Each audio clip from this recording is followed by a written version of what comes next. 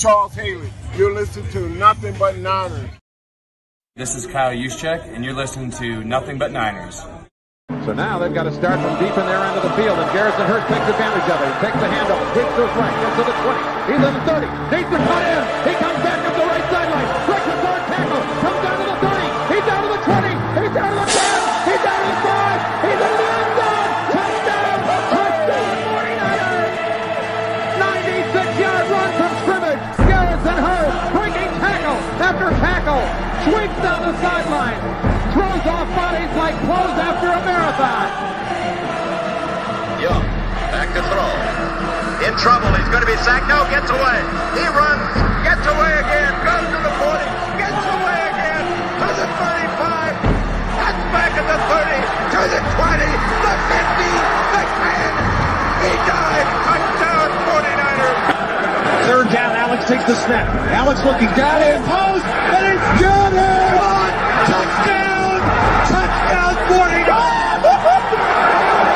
It is second down. Ryan takes the snap, throws the slant to the left side. It's Russell, intercepted!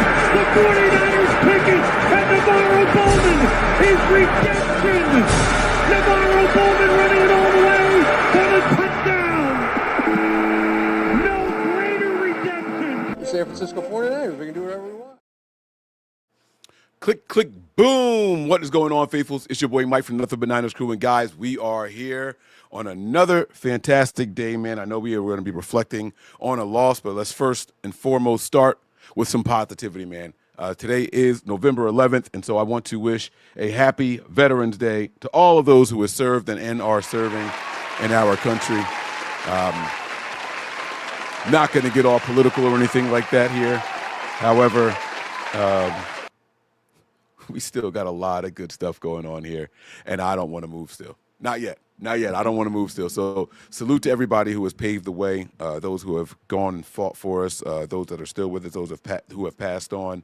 I'm sure every single person watching this episode today knows someone involved in the military, formerly or currently.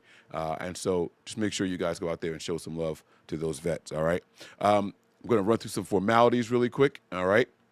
Let's go ahead and get to it. All right, if it's your first time here on this YouTube page, hopefully you guys enjoy the episode. Hit that like button, subscribe, turn on your notifications so you know exactly when we're going live.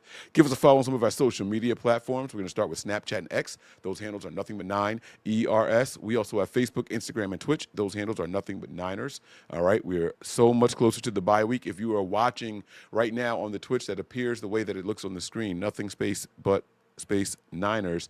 That one will shut down at the bye week, all right? So you got 4 more weeks, all right? And then it's going to be Nothing _but _Niners. So please make sure you subscribe to that new channel, all right? Give us a follow on our Patreon page also, man. We have a lot of fun over there, patreon.com/NB9ERS, the bonus content, the bonus videos, and all that stuff that appear over there, as well as the game day experience. It is like no other, all right? You get to go out there, you get to be yourself, you get to be expressive. You get to argue back and forth with some of the fellow faithful and all that stuff. Some of the stuff that you guys argue about, man, I can't call it, bro. But, you know, it is what it is, man. It is what it is. Just like I say all the time, man, I hope people keep it peace, keep it cordial, and just remember we're not fighting each other over a football team that is playing poorly. You're not really mad at that person. You're mad at something to do with sports, all right? So, yeah, that's what I got for you guys, man. Again, patreon.com/NB9ERS. And this is going to be a fun episode, all right? So the first thing we're going to do is start with the episode, the questions and the pressers immediately after the game, okay? So we got a chance to hear from, like, George Kittle and Christian McCaffrey and Mac Jones, and I don't know if any defensive players spoke. I'm going to find that out. I haven't watched any of them, so this is going to be live. This is going to be a raw reaction for me. And what's tough about this one, for me anyway, is that I'm not upset about the loss, right? I don't like the way that we lost. I didn't expect the Niners to win, but that's not quite enough, right? Like it's not just whether or not you expected the team to win. It was the manner in which we lost. It's how we lost, right? I felt like the defense just didn't make any adjustments.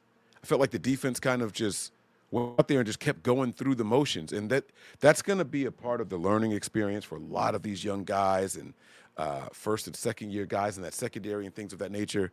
But absolutely no pressure on Matt Stafford. I don't care what the numbers come out and say, oh, he was pressured. Like, listen, I know that they have a technical way of defining what a pressure is, and I'm telling you guys that they didn't get any pressure in that game.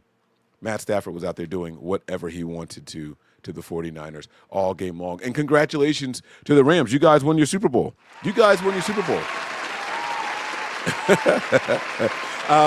I've not seen Rams fans this excited on social media in a really, really long time. I mean, when I tell you guys that they are excited, they are searching for 49er fans to talk smack. And what I don't get about it is it's almost like they don't know, acknowledge, or remember, or care that the Niners would just beat the hell going into this game.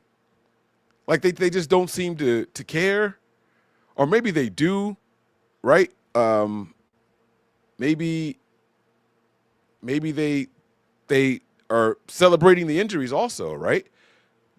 I mean, the Rams had the Niners on their mind so much that in the locker room, they mimicked the 49ers coming out with the bump box. Like, this is how much the players pay attention to our pregame routines. Like, this was really their moment. I mean, again, kudos to them. Here's your round of applause. That's great. That is great. I am happy for you guys. You guys needed this boost here. I know this game was important to Sean McVay. I know this was, I mean, he's a really, really emotional guy. Like, they really got up for this, bro. They really got up for this. Now, I kept seeing people coming at Aaron Donald online, and I don't know what he said. Was this something that was like on X? Like, where? Here we go. They said, what's your opinion of Aaron Donald chirping about the Niners? See, like, so this is what I don't get. I'm all about the next man up mentality. I'm never going to make that excuse, right? I still expect the Niners to go out there and win 5 of the next 6 games. Let's just go ahead and put that out there right now. I expect the Niners to win 5 of their next 6 matchups. And I know I said this on the post-game show with Matt and Zach, right? But a lot of times people say, oh, that's just emotions talking. No, I sincerely mean that. Now, I don't think that we have a defense that's good enough to get us to a Super Bowl or win a Super Bowl, right? But I definitely expect us to go out there and handle some business in the next upcoming games. We are going to beat the teams that are bad or slightly better than us because our coaching staff is that good. But this Rams team was coming in hot. Wide receivers out the ass. Okay, yeah, I know. You guys didn't have Atwell, the guy who catches 3 passes a game. Like, I get it. You didn't have him. Your downfield threat. That's cool. Right? But your running backs were healthy.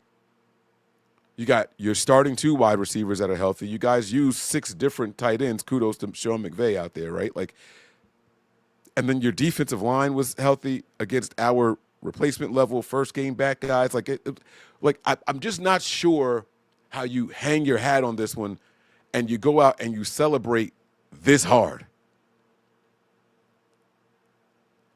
This hard. Like, if I go out and I beat the team, I don't think that I'm mocking them immediately, all right? That might be some plane ride home type shit, like after the real emotions kind of calm down. You know what I'm saying? But, like, this is a weird photo op. This is a weird photo op. To me. They said that belt to ass. I'm not mad at that. If a player says belt to ass, I mean, they beat the shit out the 49ers. They absolutely did. And again, I know that the Niners were credited with 2 punts in the game. Before halftime, they were up 21-0, dude. Like, the Niners didn't stop them. They stopped on offense. So I'm not making any excuses about our performance. We were just outmatched. We were outcoached. Everything. All of it. All right? And so that's reality. What's also reality for me, and I see a really important question here. I'm actually going to get to this. You know what? Let me go ahead and get to this now. This is a really good question. I know a lot of people are concerned about this Monday night football game. I believe it's November 24th. I think it's the day after my birthday. I think that's the 24th. We have a Monday night game. I know we don't play on Sunday. My birthday's on the Sunday. We play the day after, so I believe this is it. He says, hey, Mike, if ESPN Feud is still going on for Panthers game, you're still going to host a watch party on Patreon? Absolutely. Whether the feud is going on or not, y'all, the party's on Patreon. So make sure you guys are over there. You subscribe. You buy the episode if you don't want to subscribe. Head on over to patreon.com. You have to be on any tier higher than the $1 tier. All right? Any tier higher than the $1 tier. You can watch the game with us, man. We have a good time over there. All right? I'm not mad about a former player for that team or franchise saying belt to ass. I mean, this should have been Niners players saying belt to ass. We got worked. We got worked, and it's okay. But there's a lot of football left this season. And the Rams look really good. I'm not going to make any mistakes. I think the Seahawks look a little bit better than the Rams right now. I think the Seahawks have like a top 5 offense and defense in the NFL right now. Like, they look legit. Not going to beat around the bush. The NFC West, it's a tough division. It's a really, really tough division. And there were a lot of 49er fans that were very upset and pissed off with Kyle Shanahan immediately after the game. There were people calling for the head coach's job like they were calling for his job. And I'm like, how quickly do you guys forget just how beat up we are? And I think that what people have to realize even more than all of that, and here, I got you, Niner faithful. You know why people are so upset with Kyle Shanahan? It's because of expectations, right? If this was a beat-up Niners team, the way that we are, take our exact same roster, but put us back in the Chip Kelly days or the Jim Tom Sula days, nobody would expect the Niners to walk out of Levi's Stadium on Sunday night with a win. Nobody would. Nobody would. The reason you get upset and you start calling for someone's head in their job is because they aren't meeting your expectations. I think the Niners maybe played a little bit above what I expected as far as offenses go, as far as the offense goes, as far as what the offense did. Not that it was good or that it was acceptable. It was still bad. I expected us to get routed. And we still put up 26. We scored 4 times. We scored four times in that game, refusing to any field goal attempts. Like, we were down so bad there was no point in going for field goals. And so it's we're not going to turn it into this. We're not going to do that. What coach is better? It doesn't matter what coach is better or available or whatever. That's another story for another time. Here's my point. People are upset with Kyle because they all of a sudden have expectations now. If it was Chip Kelly, they'd just be like, all right, I can't wait for the season to be over so we can fire him. These people were disappointed in the outcome of the game. We have the second most injured team today in the NFL going up against one of the healthier and the best teams in the NFL, and they wanted us to win. They expected us to win. That's where you kind of lose me. And so I want us to take our anger and make sure we are focusing it and harnessing it in the right place. Make sure that we are driving the point home. Are we upset? Yes. Do we want to win? Yes, absolutely. Was there a chance to win? Not from the start. No, absolutely not. We were down 21-0. You guys can't tell me the last time you saw a team come back from 21-0. You can't. I think our most impressive comeback that we've seen here with Kyle Shanahan is probably that Detroit Lions game. We were down 17. We were down 17. And at one point in that second half, it was a one-possession game. It was a one-possession game. We felt like there might be something.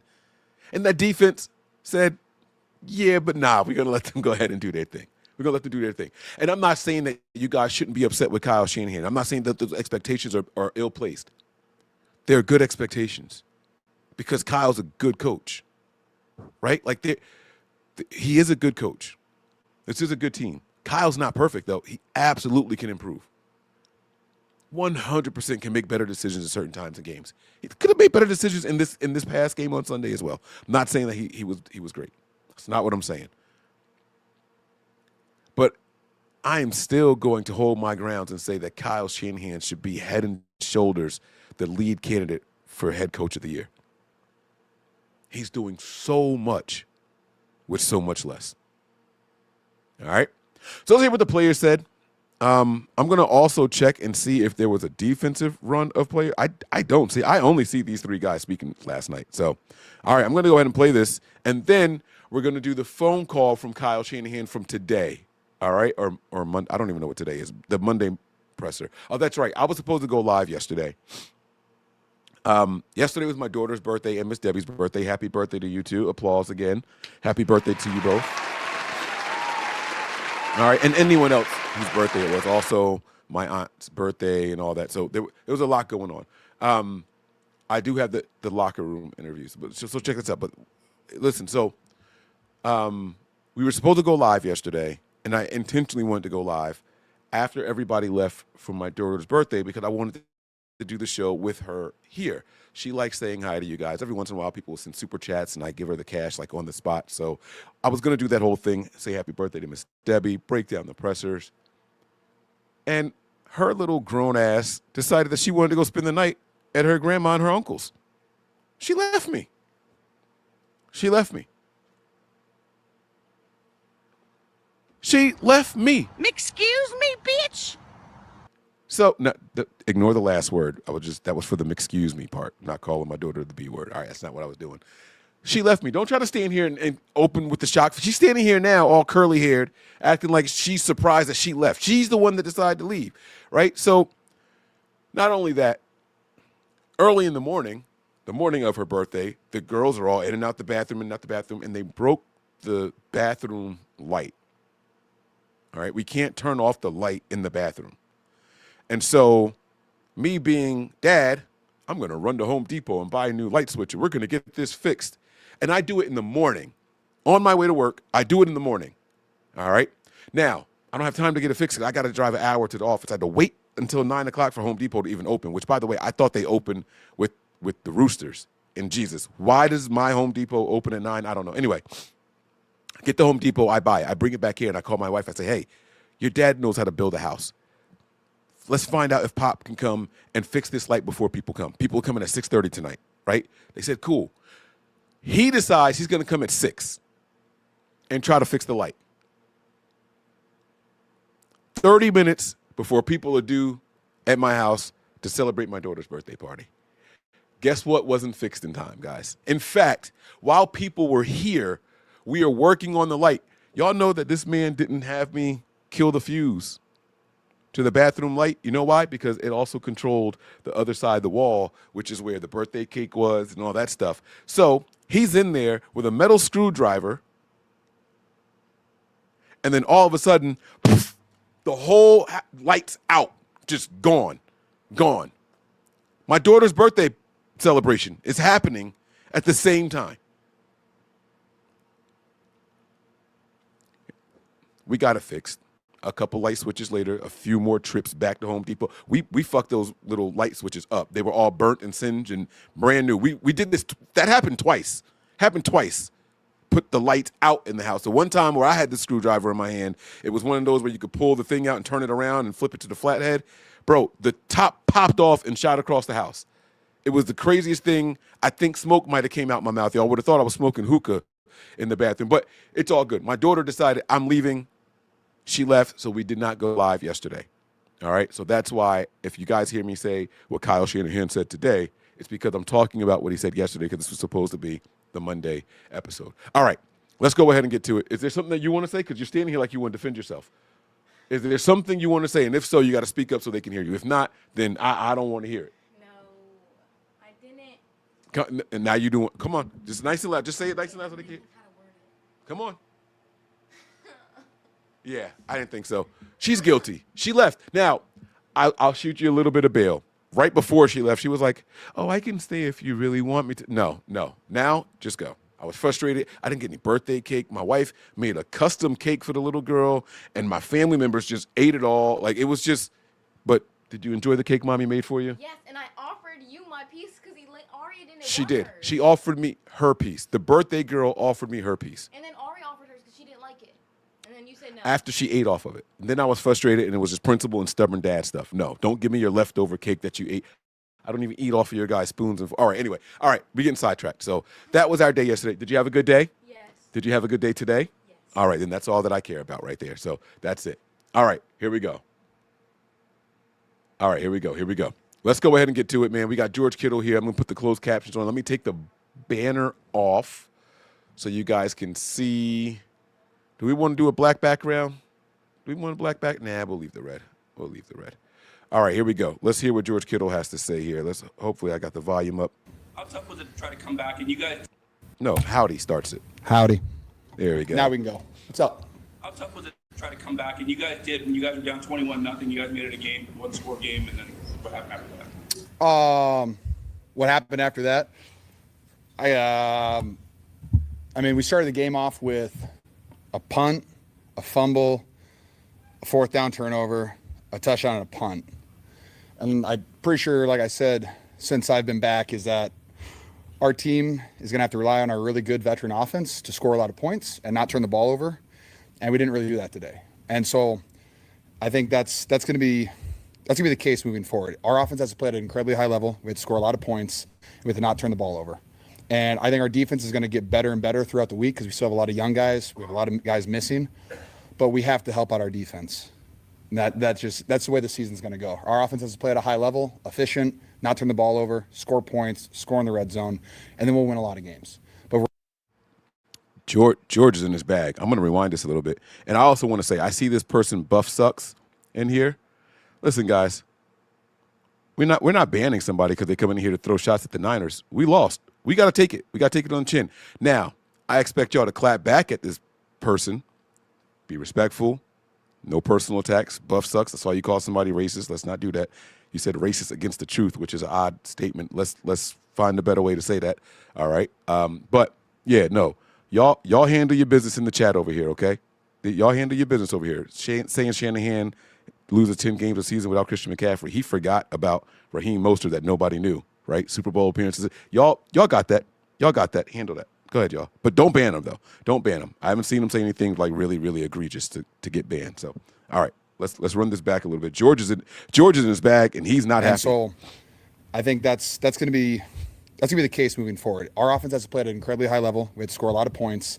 We have to not turn the ball over. And that is shots fired at the defense, y'all. That is shots fired at the defense in particular. By the way, this might be the last time y'all see Mac Jones. I do expect to see Brock Purdy back very, very soon, just so y'all know. But George is firing shots at this defense. We have to score at a high clip, and we can't turn the ball over because our defense sucks. Like, George is fuming.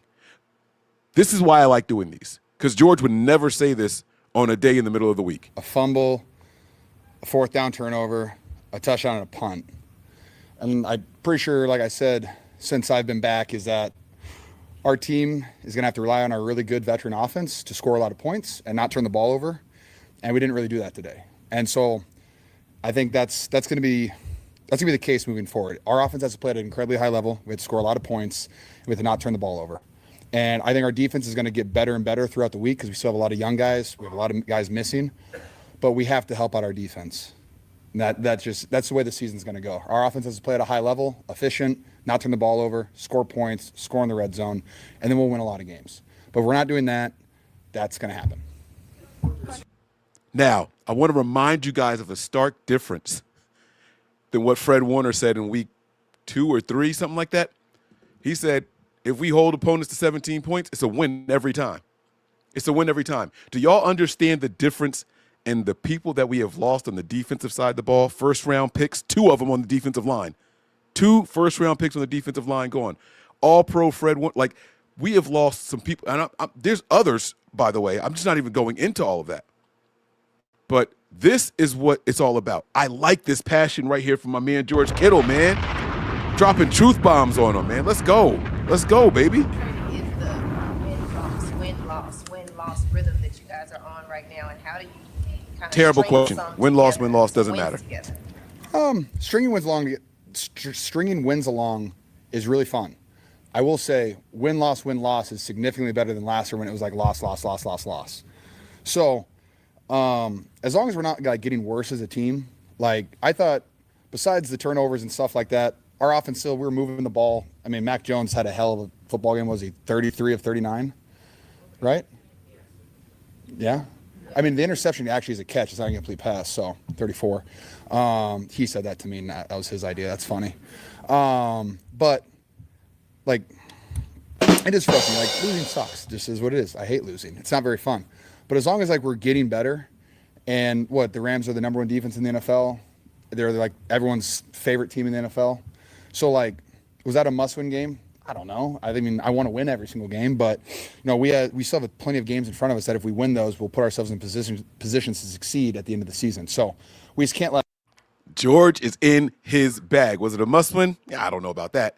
The Rams' NFL's favorite team right now. Like, anybody against the Niners should feel like their favorite team. Daniel Garcia, I like this comment from you here.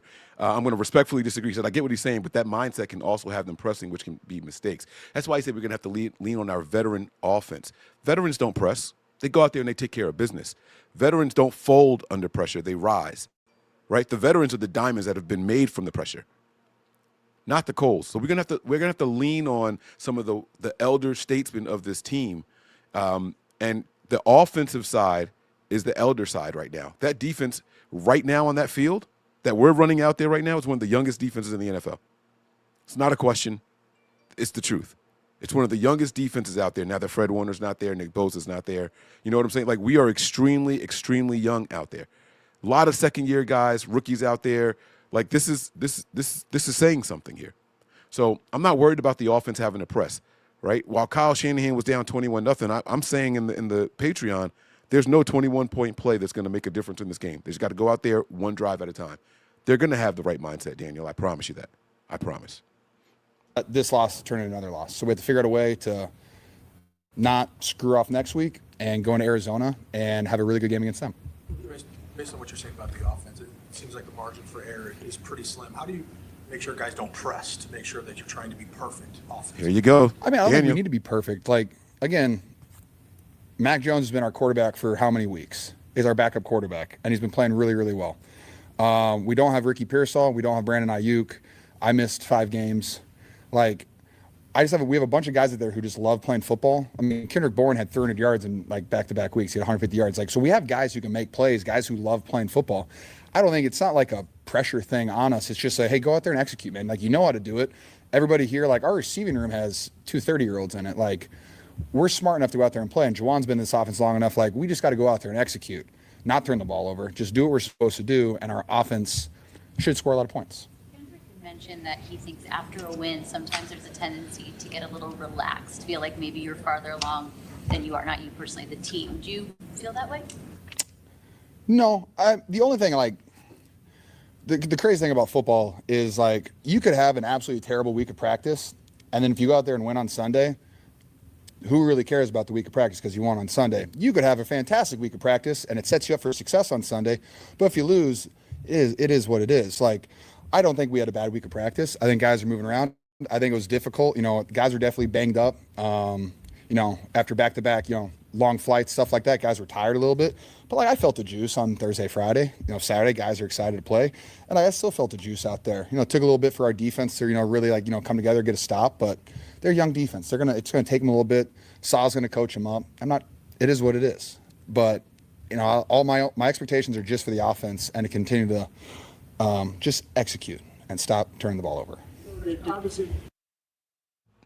Yo, I want to stop this whole episode right now.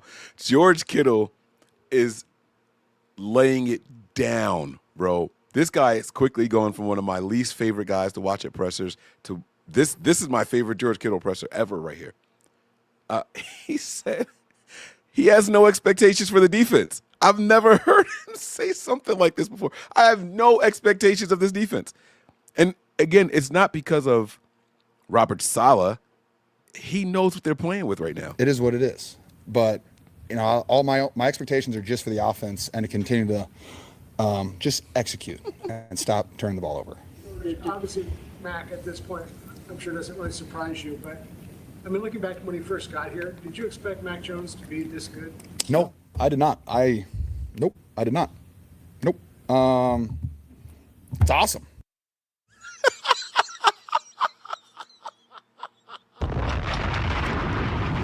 Yeah, George.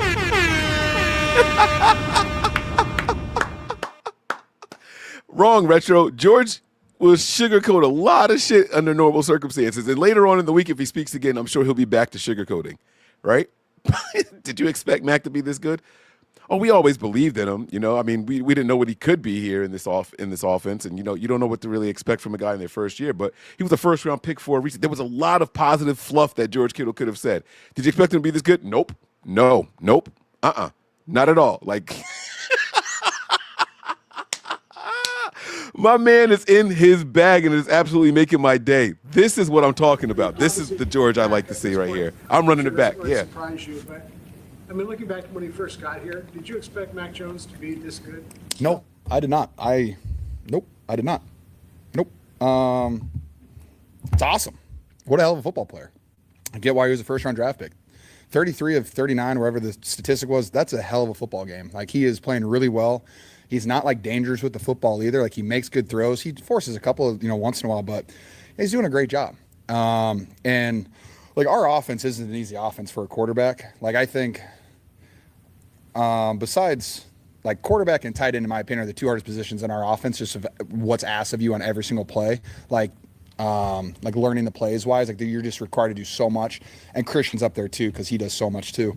But for Mac to come in and just, like, take control of the offense and play at a high level consistently, it's awesome. And it makes me really happy because I'm a huge fan of Mac Jones. He's hilarious. And I love playing football with him because you can tell he really loves the game. Give me one sec. Do a couple more here. George, how would you explain? That's tough for you. You can go. How would you explain the burden that Christian carries and what he brings on this offense? Did you just ask me that because you just walked in? I was going to ask you. That's crazy. Because he walked in, but then I was like, yeah, it's all right. I'm asking you. I mean, if you look at our offense last year when Christian doesn't play to this year when he does play, and just the amount of things that we're allowed to do because of how talented he is, like, that's what Christian brings to the table. All the routes he runs, how good he is in the outside zone, how good he is at getting downhill. I mean, like, just the way, I know you guys all get, like, the 22 cut-ups where you can see the film. Watch how he rides the wave of an outside zone and then figures out how to cut up inside. There's not a lot of people that can do what he does. And, like, that helps us out tremendously, the way he gets downhill. And then, I mean, what was it? On our first touchdown drive, he's out there running an Arches route, getting us a first down, and then Brian gets to score the next play. Like, he's selfless. He does anything that we want him to do, and he's better than everybody else at doing it. And that's why he's leading our team in receiving yards, rushing yards, touchdowns, all of the above. One sec. You can go next. Let him go. On your touchdown. Yes. Gloss over that here. Did you see how close you were to going out of bounds? And then did that football mean something special to you, the throwback to keep as it keeps? I like to keep my touchdown balls because they're very difficult to score. I've learned that over the course of my career. And so they're fun, and my wife likes them for decorations. But yeah, no, I knew that Matt kind of floated it, and I was like, please just don't go out of bounds. And then I thought I was in bounds, and I saw I was close enough, and everything in me, I've watched so much Kyle Juszczyk film that he dives every time and extends the football every time he's close to the end zone, even though you're not supposed to. But I was like, yeah, I'm just going to go for this one, and it turned out really, really well. It was actually funny because back in my senior year of college, we were playing at Purdue, and I had a very similar play on the sideline. I went in to dive, and my back foot hit out of bounds as I was entering the end zone, and so they called me out of bounds, like on the 1-inch yard line, and I literally was thinking of that as I was diving. I was thinking, like, keep your feet up, which is wild flashback just 9 years ago. Crazy. Grant. At 6-4, do you feel like this team has what it takes to make a deep run in the playoffs, or is that not your focus right now? Ooh. Both. Yes, I do. Like, I think we're incredibly talented, and we have guys on offense coming back, like we do. And like our left guard, we had Barch and Burford play. So, like, whoever figures that part out, and we'll get some solidify. Yeah, let's go solidify. Solidity. Thank you. And so, like, that will lock itself in. And again, like, Mac's been playing so well that people are like, oh yeah, controversy, stuff like this. Brock Purdy's an amazing quarterback, and that's why we paid him so much money. And then whenever we can get Ricky and, hopefully at some point Brandon back, like, we have a lot of talent on this offense. And so I thoroughly believe that we can score a ton of points, and I really do also believe that our defense will just get a little bit better every single week. I truthfully do believe that. And they've just been taking haymakers year-round with all the injuries. But I do. Saleh's such a good coach that he's going to bump those guys up. They're going to get some stops, and we just have to continue to score a lot of points and not turn the ball over. And our special teams is still playing really well. Like Sky Moore he's got a house one here soon. Him and Brian, they're both doing a great job. Thank you. Thank you. Oh, what a tough act to follow there. Now, I'm going to tell you guys now, right? Like I told you guys, my favorite George Kittle presser ever. I love when you get the raw, the real emotions from players. You can see Christian's face. He's already pissed. I doubt that it holds a candle to it. Christian is probably going to be really, really short. But we're going to find out. If we can get a taste of that from Christian, it'll be my first time hearing that as well. All right, so let's see how it goes. A frustrating loss, but what can you say about Brian Robinson and the versatility in the run game, being that both of you guys are out there making plays? It's awesome. We take a lot of pride in that room, being able to do everything, and he brings a great energy, great change of pace to our offense, so it's awesome.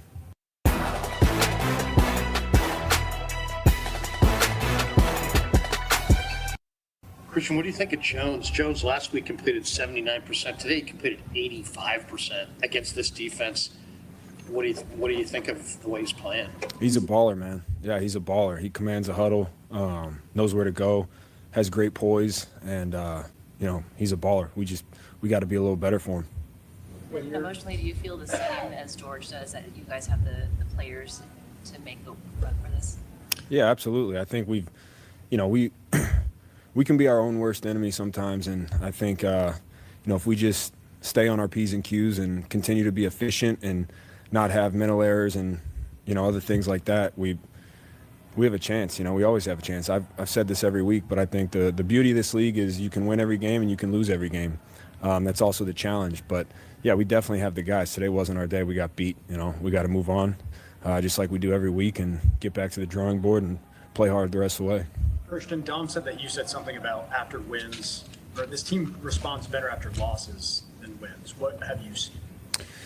Yeah, I think, there's something about having your back against the wall, and something about having a chip on your shoulder. And I think when you look at just the trajectory of this year and the adversity that we've faced, I'm proud of our guys' effort and our resilience and the character in those rooms. It's tough losing the guys that we have, but we never believe we're out of the fight, and we never will. And so I'm proud of our guys in that way. So I think after losses, we're reminded that we got to get our stuff together. Christian, I assume at this point it's not a surprise that Mac plays really well, but you think back to when he signed, did you have any idea he could be this good? I think when you watch him in OTAs and you watch him throughout training camp, and that's he's made a Pro Bowl on other teams. Everybody, he's a hell of a quarterback and somebody that has proven it day in and day out. So that's one of the beauties of this team, man. We do have depth. Brock's an unbelievable player, and when he goes down, to have somebody like that come up is huge for us. That's good. Thank you. Thanks. You see, that was the PC way to answer that question, right? So he showed you the PC way. George was just like, no, I'm going to keep it real. No, I did not expect Mac Jones to be this good, right? I like it. Mac Jones did I don't know how much of you guys that are currently watching have heard me talk about some of my favorite Brock Purdy attributes. And I think Brock Purdy throws one of the best layered passes in the entire NFL, right? Over or inside of a corner, over a linebacker, underneath a safety, and just drops that joint in there. I don't know how he does it. You see guys jumping forward, diving for it, and all, and it just gets right to his receivers. Mac Jones had a throw like that in this past game also, and I was surprised when he did it. I said it that was Brock Purdy-esque, right? I didn't say that's that's a great throw. No, that should look like a Brock Purdy type throw. I don't see Mac Jones do that often. So, kudos for him. And again, that's how you answer that kind of question. It's very honest. Both of them very honest and trying not to. Christian McCaffrey was trying not to be insulting, but George Kittle was not holding punches. No, didn't expect him to be this good. Absolutely not. All right, let's hear from our backup quarterback and Mac Jones. All right.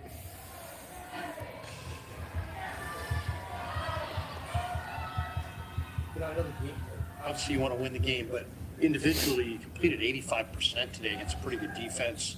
Are you getting more comfortable in this scheme? Is that why we're seeing that percentage climb?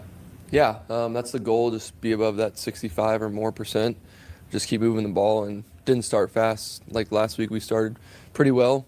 And we played them the first time, we were up 14-0, so that wasn't the case this time. And definitely just want to keep throwing completions and let the guys do the work. And once I get rid of the ball, that's when we can get yards. So I know that, and that's important. How much did the offensive line play a factor in that? No sacks allowed today. Yeah, it's awesome. I mean, I know we emphasized it, and they did a great job just keeping the energy throughout the game. It's not an easy game to play in when you get down, and felt like we had a chance there to at least get close to matching scores, and we didn't, but the offensive line did a great job in the run game and obviously in the pass game as well. Yeah, George just said a lot, and he said again today, it's on the offense. You got to put a lot of points up there. You know what's happened to the defense. I imagine this has been a message throughout the offensive unit. What kind of responsibility does that put on you as the quarterback and put on everybody to know we got to score points here? Yeah, I don't know. I don't really think about scoring points. I think about doing my job on each play, and those come with doing your job. If you can stack up good drives and get it down to the red zone, then you get a chance. Like, obviously I want to score points, but I'm not sitting there like thinking about that. I'm thinking about doing my part, and I think that's how we can be better. When all 11 guys do their job correctly, then the points will come, and I know we want to get to that 30-point mark, and once you do that, you feel pretty good as an offense, like you played well enough to give yourself a chance. So definitely want to continue to grow in that area, but it starts with execution in the process, really, over results. When you think of like this, is it indicative of showing how competitive the NFC West is? Yeah, definitely. It's a really tough conference. My first year playing in it, and at this point we got to try and win every game we play in, and our backs are going to be against the wall again. So see what we do. What did you think of George's touchdown catch, and did it look like he was in bounds when he first caught it? I didn't know. I asked him, like I always do, like did you get it or not? And he's like, yeah, I got it. So from there, we just picked our 2-point play and then didn't execute on that. But he made a great play, making the touchdown and dive in, and had a bunch of good catches in the game, tight coverage. They were holding them stuff. So he did a good job. A lot of people, quarterbacks in your situation, would like sign a 1-year contract in March and get a career reset, and then see what happens in free agency. You signed a 2-year deal. Why was that? It's kind of a random question, but I think like it was what was presented to me, and I wanted to get back to having fun playing football, and I think I've done that. And today wasn't as fun, obviously, but I still believe that we have the right guys in this locker room, and I wanted to get around a good organization that believes in the players, and that's coaches that believe in the players and players that believe in the players. So I feel like we have the right guys. I've just been really fortunate to be here this year, and I want to just try and find ways to win games for us, and that's all I'm here to do, and the future will take care of itself. As far as the future, maybe another random question, but I mean, I think it establishes the fact that you are obviously can be a high caliber NFL starting quarterback. Have you thought much about next year, and what that might present for you? Yeah, I mean, not too much, to be honest. Really just try to take it day by day, and I set goals out for myself this year to be ready to play when my number was called, and I got to continue to do that. And I want to work on things and get better each day, and I've never tried to look ahead. It's hard not to, but I never want to do that. I want to focus on each week, and I know how challenging the NFL is, just having played for a couple of years, and I feel like we have a young team that needs leadership right now, and my goal is to lead them and get ready for Arizona. What kind of impact did Nick Bosa and Fred Warner being in the locker room Sorry, what did you say? Nick Bosa and Fred Warner in the locker room. Yeah. What kind of impact did it have? Oh, yeah, that was awesome just to see those guys, and had a few injuries here, and guys are stepping up, but just to have their presence and seeing them before the game, just dapping them up and saying what's up, just always lifts the vibes. And I know they want to be out there, and they obviously can't, but they're doing everything they can to get healthy and be there for the young players on our team. Mac, did the Rams do anything different today? It seemed like they had a lot of too deep safety looks. Yeah. Was that more than the first time around? A little bit. I mean, I think that was kind of their plan. They knew they have a great offense, and the first game they just spun the dial on us and played a bunch of different coverages. But yeah, this time was definitely more split safety shell and keep it in front of them, just make us drive it and That's kind of been the theme here. We've played a lot of defenses like that, so they're a really good team, and they just had our number today, but wasn't our day, and doesn't mean it can't be our day soon. You mentioned the need for leadership on this young team, especially on defense, without Fred and Nick. Is that a process, from as far as you can tell, like that is going to naturally take time, where you have to figure out who to look to without two big talents and leaders on that side of the ball? Yeah, I think this happens with every team, right? You might lose somebody that's a leader, and the person that's in that role has to step up and do their job really well. But I believe that it's all done during the week, and you put all the work in, and the hay's in the barn. And once you go out there, you should feel confident, and whoever leads on game day, that's great. But really, it comes throughout the week as well. And I feel like we have good guys on our team that are stepping up doing that. And for me, it's about doing my job and coming to work every day, positive, and I feel like that's how I lead. I'm not going to change, and I don't think anybody else should change either. On the play before the interception, it was nullified by offsetting penalties, but it looked like Verse decked you pretty good. Yeah. Where did he get you in? I don't know. I just thought it was a bang play, but it's a good hit. Didn't affect anything, so. Yeah, obviously would wish we got that there, and then the next play wouldn't have happened. All right, thanks.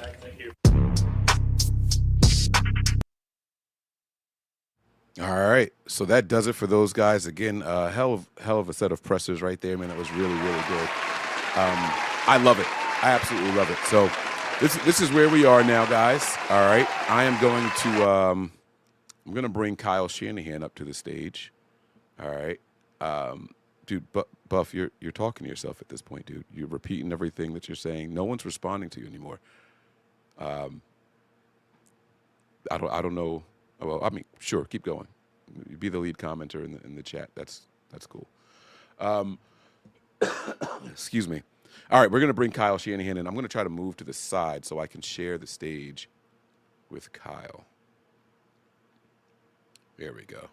I don't need you guys to see my spy camera over there. Zoom in a little bit. There we go. All right, so we're going to bring head coach Kyle Shanahan to the stage here and listen to his audio from Monday. All right, guys. There's still no injuries from the game. Guys who missed the game, Ricky Purcell and knee, we're hoping to get him back in practice Wednesday. Brock with his toe, will continue to progress him. Should get more here this week. And then Alfred Collins with his hip, will continue to evaluate him, see how he is when he comes in Wednesday. All right, we're going to stop right there. So we've gone through a game where we thought no new injuries, and then the Monday conference call comes in, and then he's announcing injuries. So boom, let's do a round of applause right away. Already some positivity, right? Like, this is what I'm talking about right here, man. This is what I'm talking about. He said, number one, no injuries from the game still. Absolutely fantastic, right? And then some big news. You got Brock Purdy still working his way back. Another week of progression, right? And they're hoping to get Ricky Pearsall back into practice tomorrow, man. Let's go. Let's freaking go. All right, let's go ahead and get to this presser. All right, guys. Kyle, is there any possibility of opening up Brandon's practice window this week? No, not this week.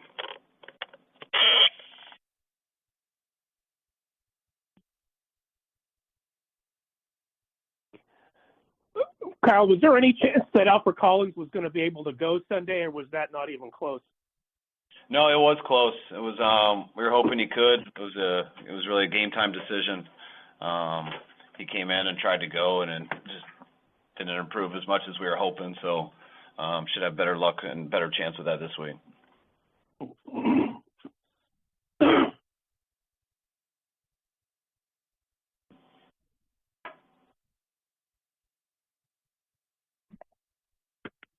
Kyle, it seemed like the defense struggled a little bit getting on and off the field in different situations, especially in the dime package. What happened there communication-wise? Yeah, it was twice in the dime package. We just had a dime player come on, and we need to communicate to one of the linebackers that they need to come off, and we didn't do it till it was too late. How did you feel the overall performance of the defense was yesterday? Struggled. I mean, they put up 42 points, and I think we only stopped them twice, so didn't have a very good day.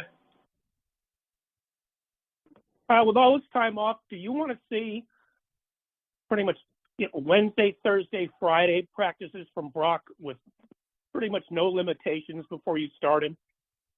Yes. These are terrible kind questions. of what we want to see it, want to hear it from him, and want 3 aggressive practices, and want to make sure he feels good after all of them each day too.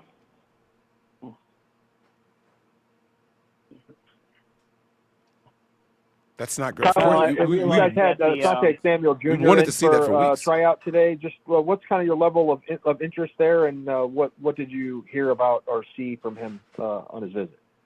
I didn't get a chance to meet with him or was part of the workout. I've been dealing, with our team and putting the Rams game to bed, so haven't got a chance to talk to anyone about it yet. But I'm sure just check him out, see where he's at. We know he's been a hell of a player, so it's probably just to see where he's at right now. I realize that Nick Martin has been practicing at weak side linebacker and that he's behind D. Winters there. But has there been any discussion about giving him practice reps at strong side just to be able to get him on the field?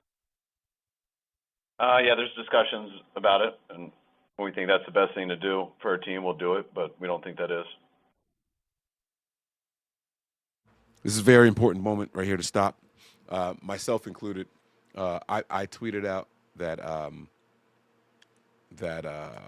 Gifford has to go, and we need to see Nick Martin out there, right? And this was a really, really good question, and this is why I do these episodes. You got a guy who has been playing at one position, and that is Will, not Mike. Not Sam, and not Sam. He's been playing the Will linebacker position, and the person that he would be coming in for if his number is called would be D. Winters, and D. Winters isn't the problem. He isn't the problem. So now it's about cross training, and the linebacker positions are very different. Their responsibilities and what they're asked to do are very different. So if this young man hasn't been practicing there, it's not just as simple as saying, "Okay, dude, you're pissing us off. Go sit down. We're going to put this guy in there." Or it is that simple, but you're also just kind of tapping out and letting that whole side just see what happens now. And so you don't want to really do that. But I do like that Kyle said it has been a discussion, and if they feel that's best for the team, then they'll make that decision. But they're not just going to do it for the sake of doing it. So that was a really good question and answer by the head coach.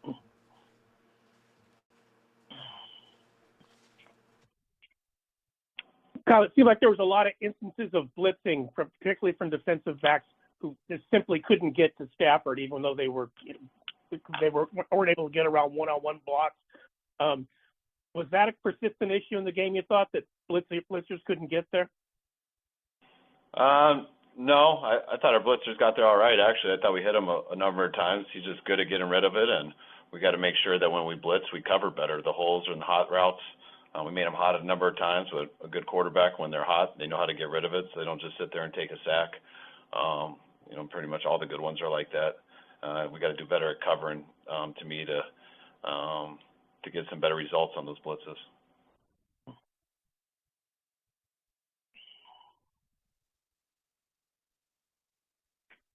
Kyle, when you submit anything to the league in terms of officiating, are you aware of how many plays you submit? Because it seemed like there was at least a couple pass interference calls that went uncalled since the Rams had no penalties. Yeah, our coaches always, we get that to one of our QCs, and they always type it all up and send it in, and then we get their answers at the end of the week. But yeah, we'll have a number that we send in.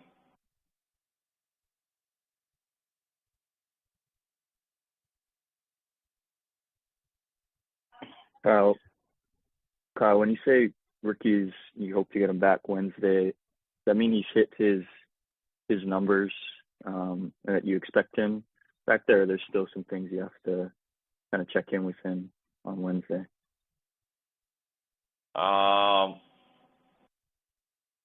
Sorry, I'm trying to figure out what you're asking. No, the trainers just give. I got it. So, prior to the game, They asked Kyle if Ricky was back and if he was ready enough because they saw him running routes on the sideline. And he said no because he hadn't hit his miles per hour markers that they have set for him and the injury that he's coming back from. Why this was so difficult for the person asking the question to ask, I don't know. But, Coach, that's what he's asking. Has he hit the miles per hour that you guys require of him? The trainers just give me a list of where all the guys are in the injury room. And my note here says, Ricky with his knee back into practice on Wednesday. So hopefully the next 2 days go good, and if they do, then he'll be back out there. I think he had a good weekend, is what that means. Okay.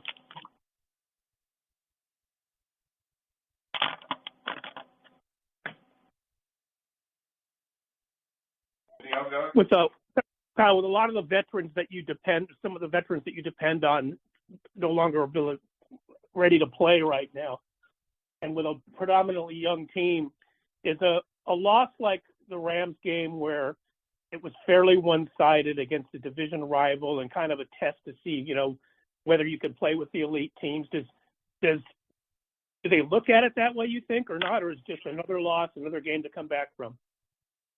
I hope they don't look at it that way. I thought, that's what, we talk about in our team meeting and stuff. We break up and watch it as individual groups. But, I thought even though, there's a lot of bad things about that game, and I look at the defense and, I thought the offense, they stopped them twice in the second quarter, and we only took advantage of one of them. Not to mention on 2 other drives that we have a 4th and 1 that we don't convert on the 11-yard line, and we have a fumble going into the red zone. And then I look at that whole second half. That wasn't much different than when we played them in the second half a month ago, where I felt they scored on every drive in the second half. We just gave them a head start with our offense starting slower. And I felt the defense could have found a way to get off the field twice in that game in the second half, just like they did in the second quarter. And we're right in that game, and to me, finding a way to win it on that last possession. But we didn't get that done, and you don't want to underreact to that, but you definitely can't overreact to that. You got to look at it individually on each play and figure out how to find a way to get off the field. And there was plenty of opportunities that we could have found a way to get off the field versus a very good quarterback and a good offense. But we didn't get that done, and that's why we got to live with that result. That's also why we want to get back to work fast, starting on Wednesday, and get to Arizona and get this taste out of our mouth. You got Ben Barch back for 28 snaps, I believe it was. How did he fare? I thought he did all right. I thought it was good to just get him in there. He hasn't played in a while. So it was good to get him in some. 28 reps. I thought him and Spence rotated well, and overall, I thought our O-line did a pretty good job. Well, was it strange to go into the post-game interview and say the words "no injuries" and then do it again today for this follow-up? It's the way it's gone all season. Did you catch yourself thinking, "I can't believe I'm saying these words"? Yes, definitely. I'm still not fully believing it. So, wait till Wednesday to make sure nothing creeps out. But it's looking that way 2 days in a row. So hopefully that'll be the case. Kyle, Tatum Bethune went off briefly, and he said after the game he was fine. So I'm guessing that injury, there's not one there. But he's done well. Where is Fred Warner really missed the most when you're looking at that defense? Because Tatum's tackle numbers are fine, but I guess overall, what's missing without Fred? You're missing a Hall of Fame player, so I don't like to say anything to take away from Tatum. I think Tatum's doing a really good job, but you're missing a Hall of Fame player, and Fred is elite when it comes to just how intelligent he is, how he communicates, how he can get us in and out of every single thing, how he can handle every single motion. He's also elite in covering things from numbers to numbers. Usually if you're going to throw over the middle, you got to throw it over Fred Warner, which allows our safeties to play deeper. It allows our corners to just stay on top. But when you're missing a Hall of Fame player like that, it unlocks a lot of things, which affects all 3 levels of the defense. Kyle, Robert Saleh has talked about finding the balance between getting too exotic on defense with your young players versus, not being too simple. Where do you think that balance was last night?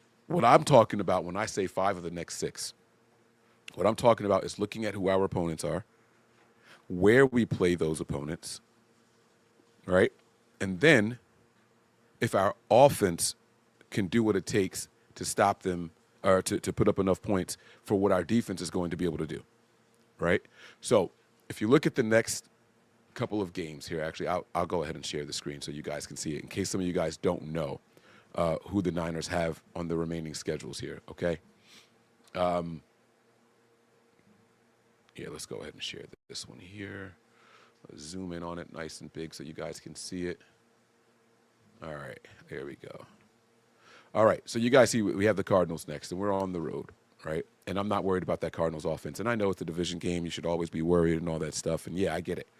I don't think the Niners are going to lose this game to the Cardinals. Now, I'm not going to sit here and tell you win-loss or anything like that, but the Cardinals, they don't have Kyler Murray, and some people feel like we would have better luck with Kyler Murray. I personally don't. I prefer to have a Jacoby Brissett back there, a more stationary type quarterback. Now, they have some weapons over there, obviously. I'm not going to, try to dump on those guys, but the Cardinals are spiraling. So I'm not really concerned with the Cardinals, okay? You've got the Panthers coming up. Now, if we were on the road playing against the Panthers, I would feel a little bit nervous. But I like the Niners at home on that after what I think will be a pretty good game against a divisional opponent, right? So you go on the road, then you get a Monday night game, you get an extra day of rest. I think that favors the 49ers, okay? Then you got the Browns, and the Browns have a tough defense, right? But the Browns don't have a good offense, right? I like the Niners' chances in that game as well. Then we're at home again against the Titans. Wash, rinse, repeat. I mean, this is like going up against the Panthers, right? The Titans aren't really doing anything. They were in fire sale mode over there. I'm not worried about them. The Colts are slowly coming back down to reality, right? All of a sudden, they're losing games that no one expected them to lose and things of that nature, but they still got 7-8 wins already. So they got one of the best records in the NFL. Not dumping on the Colts, but it's a primetime game. Yes, it's in Indy, but I'm not worried about that game. I'm not worried about that game. All right, we'll see what happens, and I'm not gonna, like I said, I'm not sitting here saying who I think the wins and losses are going to be against. Then there's the Bears, another primetime game, back-to-back primetime games. Guys, this is a very, very winnable schedule. I'm saying 5 out of 6. It could be 6 out of 6. It could be 6 out of 6. Let's just say I'm wrong by a game, and it's 4 out of 6. The Niners are already at 10 wins going into the last game of the season against the Seahawks. Who knows where the Seahawks standing is going to be? I have no idea. I have no idea what their record is going to be at that time, but this game is going to be a massive question mark. Let's say the Niners have locked down, and I don't know that they will, but let's say they've locked down a wild card spot, and it's impossible for them to get the division spot, right? Are they going to go out there knowing our injury history and just run a bunch of starters out there? I don't know. That could be a loss based off of just who we play, as far as the players and the personnel that we put out on the field. What if this game is for first place in the division? All right. We're at home. I like our odds, guys. I do like our odds. Listen, this defense is not going to have a bad outing back-to-back weeks, all right? I said this to you guys after the Houston game, right? We got smoked by the Texans. I did not like the Niners the way they played in that game, offense or defense. And I said, guys, the Niners offense isn't going to be this bad in back-to-back games. Bad teams do that. I don't think we're a bad team. I don't think we're a great team this year. I understand what we're working with. I'm being realistic with you guys. Bad teams have bad back-to-back games. The Niners aren't going to do that. So I said, I like us against the Giants. And what happened? We went out there and we handled business. Here we go against the Rams. Was I happy with the offense? No. But I wasn't disappointed with the offense. Was I disappointed with the defense? Absolutely. Absolutely. We're not going to have that bad of a defensive performance in back-to-back weeks. We're just not. Are we going to allow points to be scored? Yes. Absolutely. Are we going to force them to punt every single time? No. Are we going to get a bunch of turnovers? No, we don't. The turnover thing isn't our thing. We're not getting a bunch of turnovers this year. Let's be real. All right. Is it going to be a shootout? Maybe. But I told you, I've been right about every game going into it. Wayne and I did our preview show, and I said, by the way, the winner of this game, it's not going to be close. I said, one of these two teams, the Rams, Niners, is going to get blown out. And I had been telling you guys I didn't think the Niners were going to win this game. Right? So, you got to take it for what it's worth. You have to know what your team is and who they're going against. These are 5, 6 favorable matchups for the 49ers. I'm talking about personnel, currently as it's constructed. I'm not talking about when Ricky Pearsall comes back. I'm not talking about if Brandon Ayuk is all of a sudden coming back against the Browns or the Titans. That's not what I'm talking about. I'm talking about currently with the way our roster is, with the defensive woes, with it being Brock Purdy or Mac Jones. That doesn't bother me. Christian McCaffrey, Brian Robinson, George Kittle, right? Sky Moore, right? Kendrick Bourne, Jawan Jennings. I'm not worried about this 49ers offense. The 49ers offensive line has played really solid games the last 2 games. Really solid games. And I think they're building that momentum. You know, George was talking about solidifying that offensive line so those guys can build some cohesion, right? So they can get that chemistry going. I'm buying into what George is selling. I'm absolutely buying into what George is selling. Now, those wins, they put us in the postseason 90% of the time. 90% of the time, if we go out there and we win 5 more games, we're getting to the postseason. The question is, do we have a good enough defense to really go up against guys like the Rams or like the Eagles or, you know, if we have to play a team like the Seahawks in the postseason? I think that's where the Grant's question comes into play. Can the Niners make a deep push into the playoffs? As it stands right now, no. We could probably win a wild card game. Yeah, we can make it to the divisional round, but who knows what's going to happen there? Who's the opponent? You know what I'm saying? If it's the Lions, the 49ers defense is going to be outmatched by the Lions offensive players. Forget the scheme for a second and all that. The players on the Lions offense, they're going to run circles around the 49ers. It's going to look like this Rams game again. That's what it's going to look like. You know what I'm saying? So I'm very realistic with what I think and I see with this team. Bobo, and I see your comment here. Mike, honestly, I don't think we win any more games. Our defense is terrible, and the offense doesn't put up hardly any points. I just disagree. I'm not saying that I disagree with our defense being terrible. It was really, really bad. But when is the last time you saw the defense look that bad? This was legitimately our worst defensive game all year long. I know Kyle said we got the 2 stops. We didn't get the 2 stops. They stopped themselves, those 2 drives. They decided to run, and then try a 3rd down pass, and it was a punt. Right? The Niners didn't do anything special there. They stopped them in the run game, and they stopped them on the 3rd down. They didn't do. If Matt Stafford came out wheeling and dealing the way that he was the rest of that game, they don't even get those stops, in my opinion. I think they could have easily put up 50 on the Niners defense. But they were up 21-0. They were like, why are we going to continue pressing? They took it easy on the Niners. I have no problem saying that. We were outmatched from the start of this game. I felt that way going into it. All right. Now I know, well, Mike, I thought in one of the episodes you picked the Niners. And I told Wayne, don't make me pick a team. I don't want to ever openly pick against my team. But I said this game isn't going to be close. The winner of this team is going to blow the other team out. And I'm going to stand on that until I see otherwise. I'm going to stand on that until I see otherwise. He said, really, McVay takes it easy. I'm talking about those 2 individual plays, those 2 individual drives. I'm not talking about overall. McVay loves beating the Niners. He loves beating the Niners. All right? We've had their number for so long that it's like, all right, he's got to get him. He's got to get us. And I'm not mad at what happened. I'm not mad at what happened. You know what I'm saying? McVay blamed himself. I said it. McVay blamed himself for that overtime loss to the Niners last time we played them. I said, he's not going to let that happen again, guys. He's going to go out there and put his foot on our necks. A 21-point lead, 21-0, that's belt the ass. That is the foot on the neck. Yeah, he took it easy on 2 drives, and they got those 2 stops in the first half. That was it. That was it. And now, if that's McVay taking it easy, sure. And look at what it resulted in. 42 points was him taking it easy on the Niners. That was him taking it easy on the Niners. He could have easily put up 50-plus points in that game. Absolutely. Let's not sit here and pretend like, oh, this was a fluke or anything. Now, I do think it was a fluke at how bad the 49ers defense played. I think that they were overthinking. They overcomplicated a couple of things. All right? But they're not going to play that bad again. Find one of these offenses in this remaining schedule that you feel like can do to the Niners what that Rams offense did.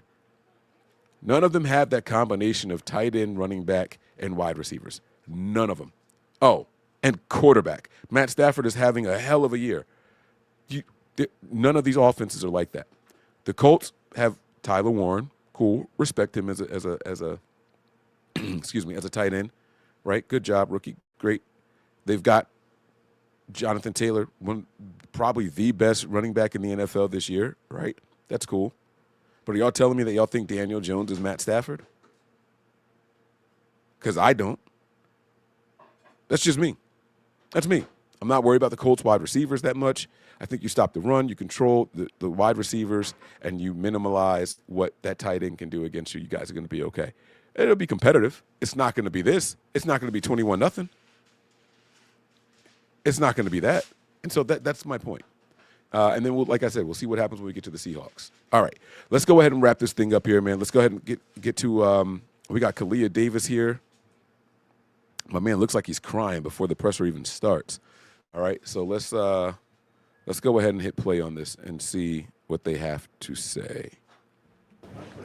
You got to them once, but it felt like their game plan was to come out right out of the chute, passing and make you guys stop them. Is that fair? Yeah. They was running the ball well and had a lot of play actions, and it's just we just had to get off the field. It was a lot of stuff we was doing to beat ourselves, and we just got to execute better. Then I guess the big picture is a team like that, you can't give them a 21-point cushion and then try to come back from that. You still came back and made it a one-possession game 2 different times. Yeah, for sure. You can't give a team with Matt Stafford as a quarterback 21-point lead. Really, anybody's 21-point lead in this league. Everybody's good, but yeah, we just got to execute better. Obviously, you guys. How impressive is it what Matt Stafford's doing? It's really impressive. I remember I was watching him in high school, and he's still out there doing it at this age, and it's incredible. But I feel like we was doing a lot of stuff to, make it easy on him. So we just got to execute better. Obviously, you guys don't go out there with the intention to make mistakes, but what would you kind of credit those mistakes to? Was it communication? Was it just a difference in opponent? What was it? I really think we just got to execute better, honestly.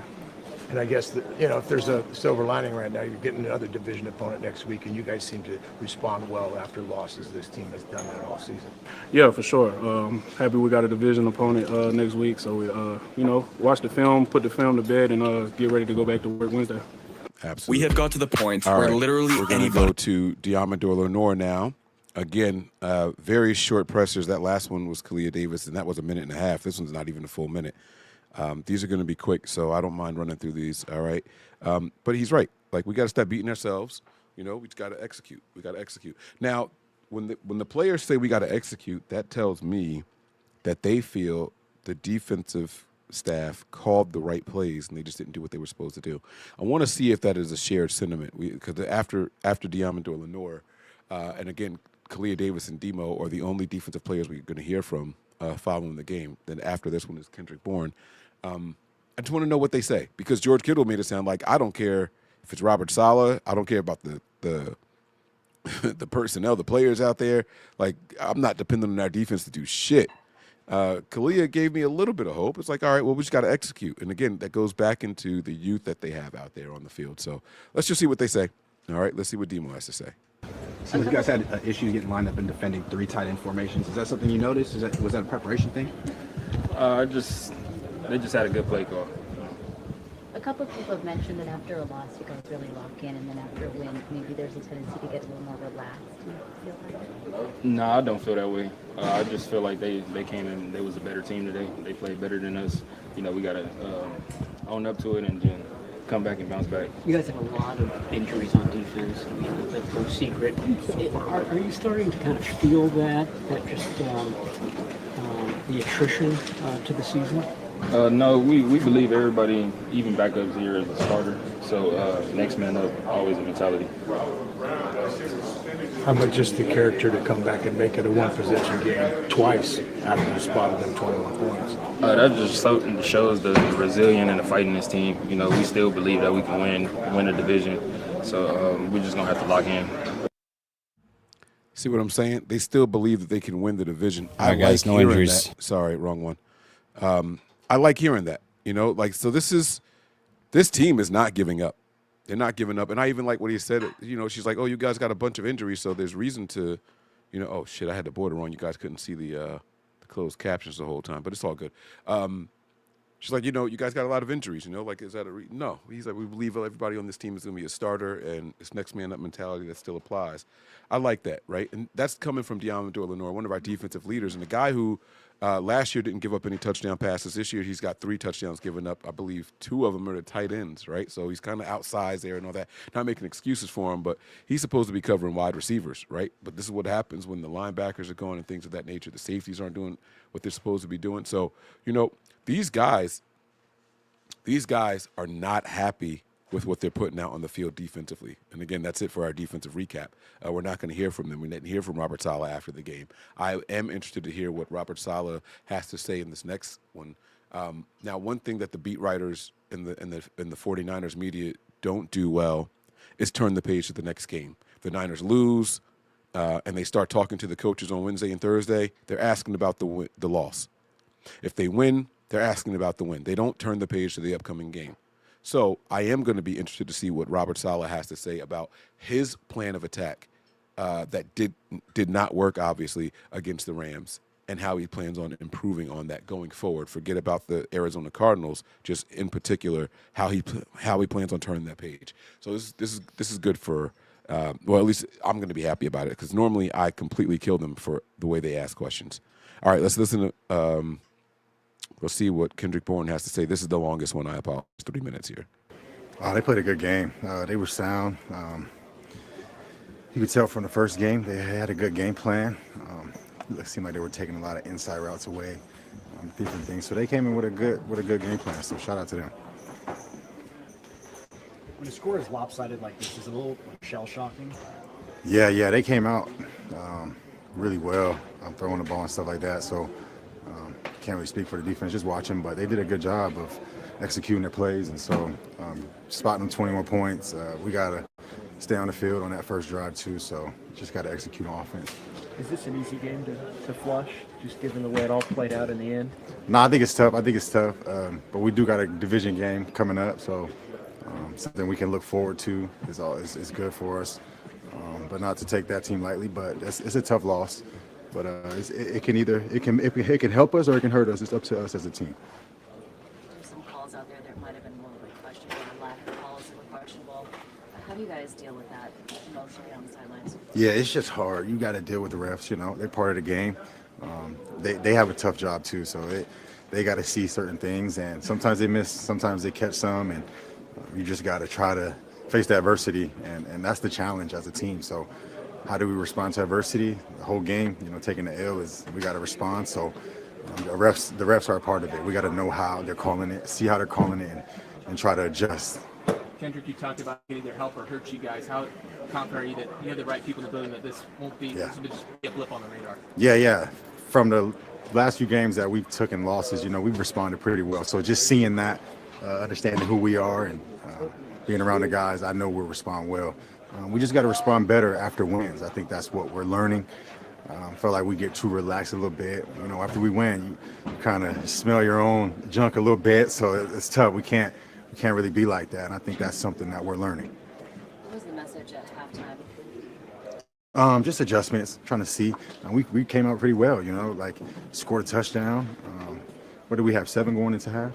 And so we came out, we're in the game, and like, that's how it is. So just a couple of swings in the game. They had advantage. They had momentum. We could never really get momentum back, and we just got to make more plays. What was your view on George's tiptoe touchdown? Yeah, he's dope. George always makes plays. He's always has his head high even when we're down, and we need that energy. Yeah, you guys, you made it a one-possession game twice, and being down 21-0. That says something about you guys' spirit. No, it's huge. It's important. So you look at those good things, and you gotta stay on that type of mindset, not when we're down and things are going bad. It shows we respond to adversity, so that's good for us. Kitty, George has said, just given the attrition on defense, the offense right now, there's a lot on you guys. How thin is that margin for you where you can't necessarily afford fumbles and penalties and things like that? No, it's tough. We have to execute. We got to make third downs. We got to stay on the field. And that first one was tough. I think we had a 3-and-out to start, so we just got to make plays, stay on the field, and because it's a complementary game, but we got to play our part as an offense. Verizon's got a bonkers deal on the new Samsung Galaxy S25. All right. So that's it right there, man. That wraps up our reviewing the film. Did I play the Tatum Bethune one, y'all? Did I play the Tatum Bethune presser? Maybe I didn't. Hold on. Let me bring it in here. All right. That was very, very good. I'm glad KB didn't get into trouble. They asked him about the officiating, which is very dangerous. You can't ever really do that because players get in trouble for discussing the officiating, especially if they disagree with anything. So, I thought he handled himself well. He didn't try to sit there and make it like the ref screwed us or anything like that. He just answered the question that was asked to him. He said they got a tough job and we got to go out there and make the adjustments if they're calling it a certain way. And we got to go. You know what I'm saying? So yeah, I like it, man. And KB is the person that admitted it. So we heard a question earlier. They were like, the Niners, you guys respond really well after a loss, but then you're kind of feeling yourselves after a win. And do you think that's attributing to the win-loss, like what we've seen these last 5 games? KB is the one that admitted it, and I like how the team just addressed it like, hey, we're going to stop that. We got to stop it. So, yeah. We do have Bethune here. We're going to see what he has to say. This is a 2.5 minutes or so. So let's go ahead and jump into it. This will be the last one of the day, all right? Tatum, Kendrick kind of said this is the kind of win that could, or the kind of loss that could help you or hurt you. What gives you the belief that this is just kind of going to be a blip on the radar and you guys can move forward? All our losses, we just gotta get stuff going. We gotta execute, and we understand what happened during the game, and we already know what needs to be done during the week in our preparation and communication. So, and it was a bad game, but we were still kind of in it. Towards the end, we kind of let it go, but that just showed hope, man, and it shows fight throughout the team. So, of course, it's just going to make us stronger, and we just got to learn from it and get better. Hey, I know you haven't seen the film yet, but why was it so hard to get off the field today? Because we just ain't executing. There's no real explanation for real. We just got to play harder and get the job done. You mentioned communication. Were there communication issues today? I wouldn't even say that. It's just we just got to play harder and get it executed.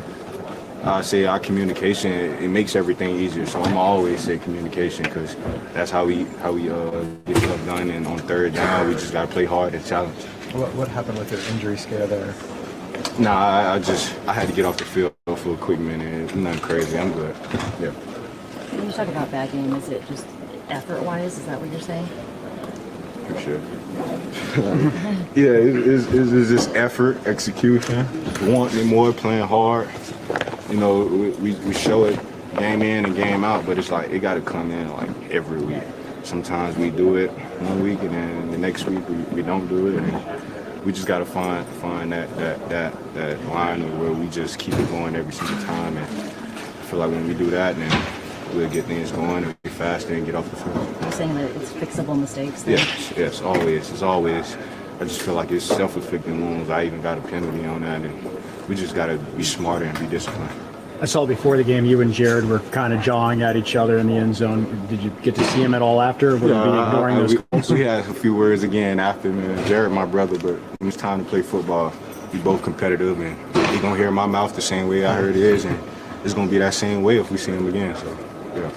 How frustrating is it when you guys come away with a turnover or takeaway where you guys are? It's always frustrating. Our offense gave up 2 turnovers, and we were just trying to find a way to get it back for him, and we didn't. So, yeah, it's always going to be frustrating. You had a conversation with Fred in here after the game. What did you have to say? Nah, he was just asking me how we felt throughout the game, and we could have done better. Well, damn. I mean, in the middle of my man talking, they just cut that shit out. That's a little crazy. But yeah, so I mean, we didn't really learn anything new. These guys gotta learn on the fly. They're gonna go out there and they're gonna get it together, man. They're gonna get it together. So I'm not mad at anything that we heard. Tough loss, you're not expecting these guys to come in here and be all rah and yeah, we got this. We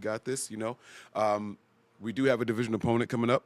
And this is going to be something that's going to make them focus. So the one good thing about coming off a loss like this, forget who the opponent was just for a second.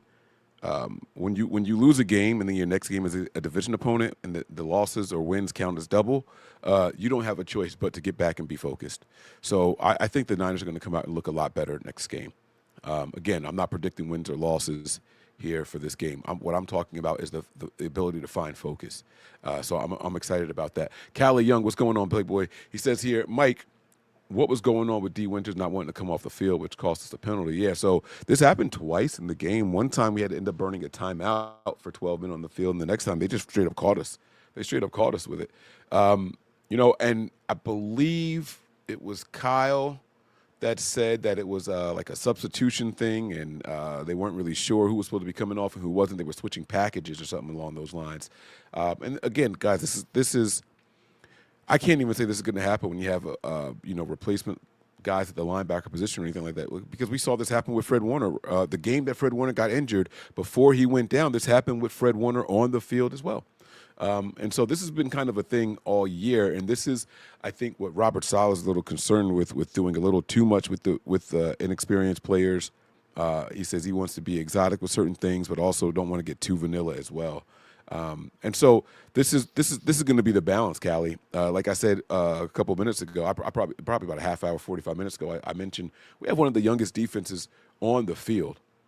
You know what I'm saying? We have one of the youngest defenses on the field in the NFL, and so you're going to get some little bonehead mistakes like that, and it might end up costing you one of your 6 timeouts throughout the game. And you just got to let it go. You got to let it cook. You know what I'm saying?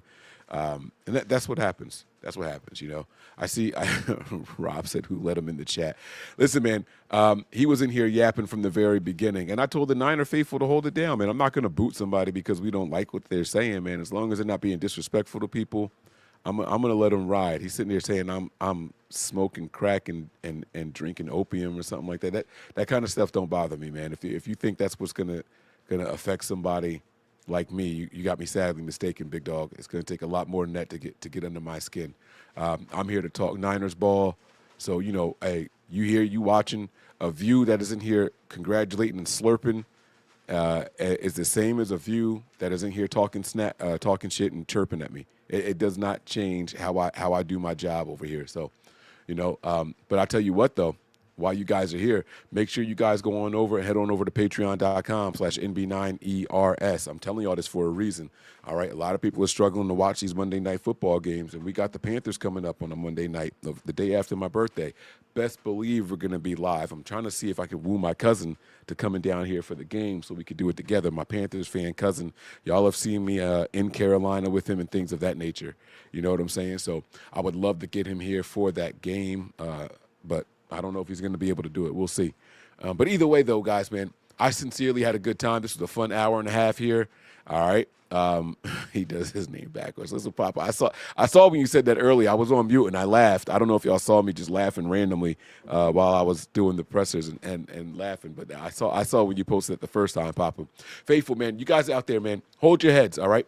It was a tough loss. And it was supposed to be. It was always going to be a tough loss. If we didn't make any picks emotionally, everybody out there in their right mind would have known the Niners being as injured as they are on both sides of the ball and players coming in and out, back in the lineup and all that stuff, and we're working linemen back in, right?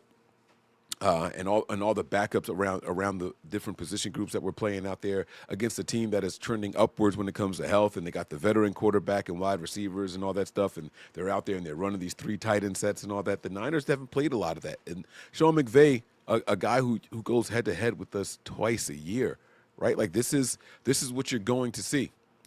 This is how these kind of games are supposed to play out. And if we weren't picking these games,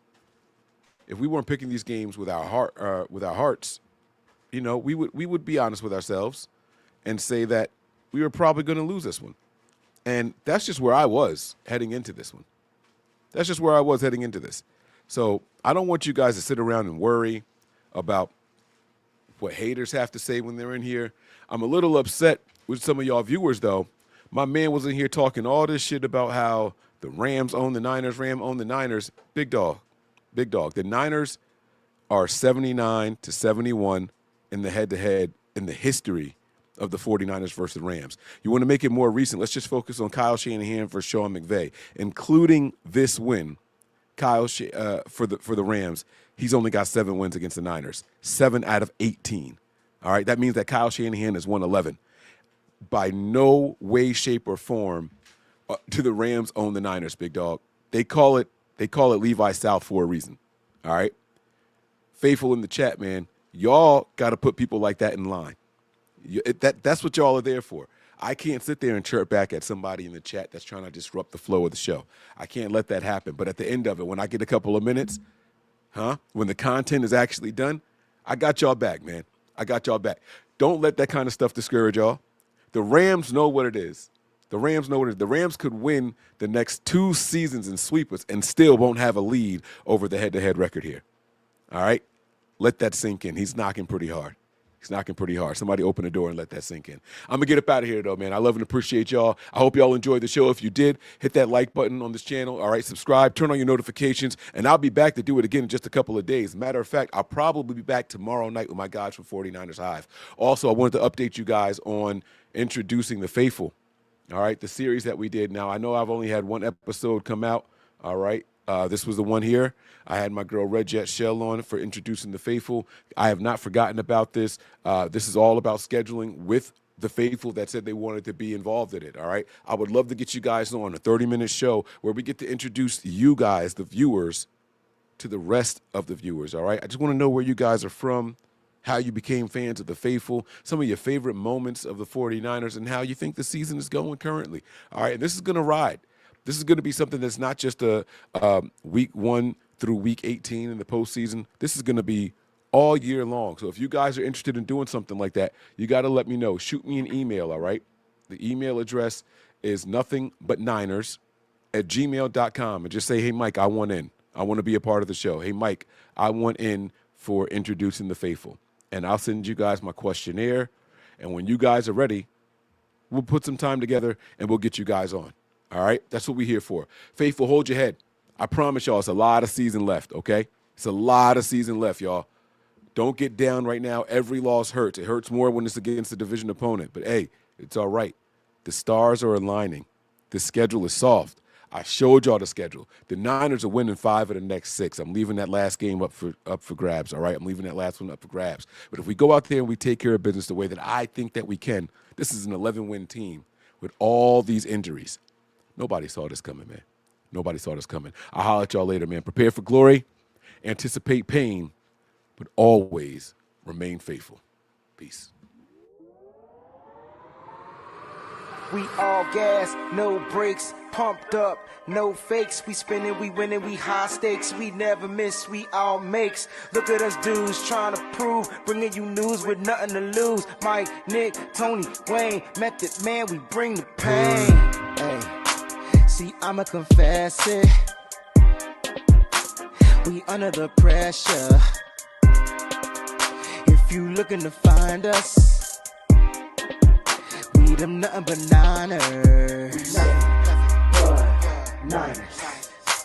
We nothing but Niners. We nothing but Niners. We nothing.